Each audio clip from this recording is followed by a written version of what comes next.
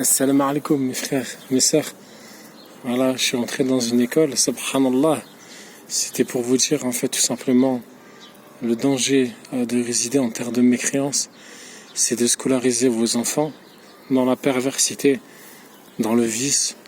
On va leur apprendre tous les vices, toutes les manipulations possibles et inimaginables, comme on va les habituer à la mixité.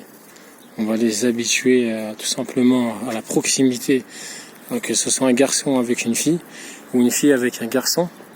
Et forcément, ça va faire des tensions, comme on dit.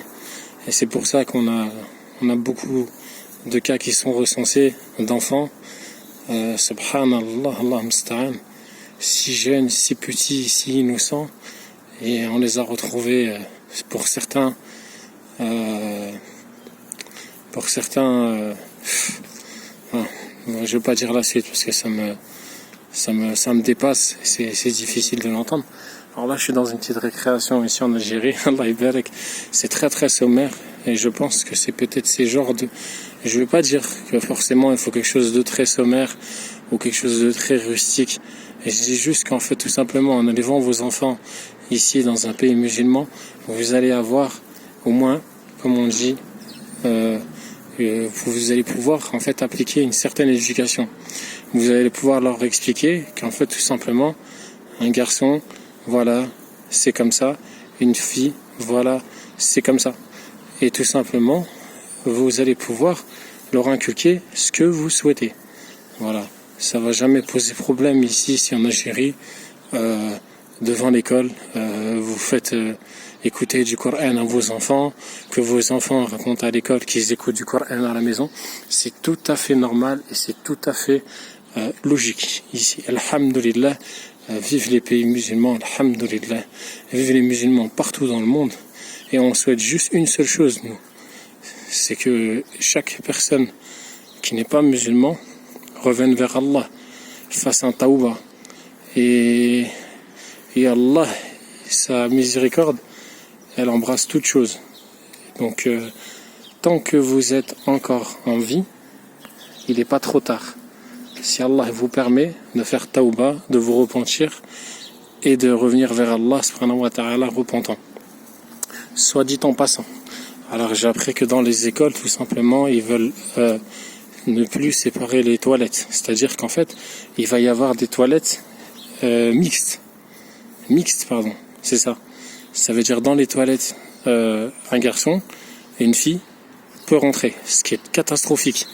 Ce qui est catastrophique pour l'éducation, ce qui est catastrophique pour les mœurs, pour la moralité, pour la compréhension d'un jeune enfant qui va être habitué tout simplement aux vices dès son plus jeune âge. Et comme vous le savez, en France, on vous incite à avoir des relations très jeunes avec des personnes, en vous donnant des cours d'éducation sexuelle, en vous manipulant, en vous disant tout simplement que pour connaître votre futur mari, il faut bien avoir de l'expérience. Et en fait, on valorise le libertinage, on valorise la liberté du corps, comme on peut dire. Et tout simplement, c'est un engrenage qui va faire que un jour, votre fille à 15 ans, elle peut tomber enceinte. Votre garçon à 14 ans, 15 ans, il a déjà fait zina. Et toutes ces choses-là, ici, sont totalement rares. Alhamdulillah, walillahi alhamd. Toutes les louanges reviennent à Allah. Alhamdulillah, dans un pays. J'ai pas dit que tout est rose, tout est beau. Mais alhamdulillah, il est très très rare, très rare d'entendre qu'un petit garçon ou une petite fille de 15 ans, 16 ans a fait quelque chose, ou du moins c'est vraiment caché, mais bien caché, très très loin dans les montagnes, parce que c'est la honte. C'est la honte. L'honneur d'une femme ici, une femme qui est, si on peut dire, qui est humiliée par cette manière-là. Je ne sais pas si elle pourra se remarier un jour. Donc tout simplement, ou au moins regagner le respect d'un homme. On fait tous des erreurs, hommes comme femmes. Mais tout ce que j'avais à vous dire, voilà, c'est en élevant vos enfants, bi'inillah, dans une école, dans un pays musulman, subhanallah, vous n'allez pas être inquiet pour vos enfants, alhamdulillah. Alors oui, les enfants ici sont plutôt durs parce qu'ils ont la vie dure, et nous forcément, quand on vient de France, on est un peu comme du coton. Mais binillah, il y a des solutions, alhamdulillah. Il y a pour ceux qui ont la capacité des écoles privées, il y a pour ceux qui ont la capacité aussi de peut-être même scolariser vos enfants à la maison, etc., etc. Alhamdulillah, et les solutions, elles sont vastes. Mais ce que je peux vous dire, c'est que vous serez toujours mieux dans un pays musulman que dans n'importe quelle école privée en France, où est-ce qu'on va leur enseigner le shirk, où est-ce qu'on va leur enseigner la théorie de Darwin, où est-ce qu'on va leur enseigner tout simplement la liberté de religion, etc., etc. Je choisis mon corps, je choisis mon copain. Mes parents n'ont rien à dire, ils peuvent pas me comprendre. Et toutes ces choses-là sont des catastrophes, des musibah, Allah musta'an, que vous ne verrez quasiment jamais ici. Alhamdulillah, alhamdulillah. J'ai vu les surveillants séparer les garçons des filles à plusieurs reprises. Alhamdulillah.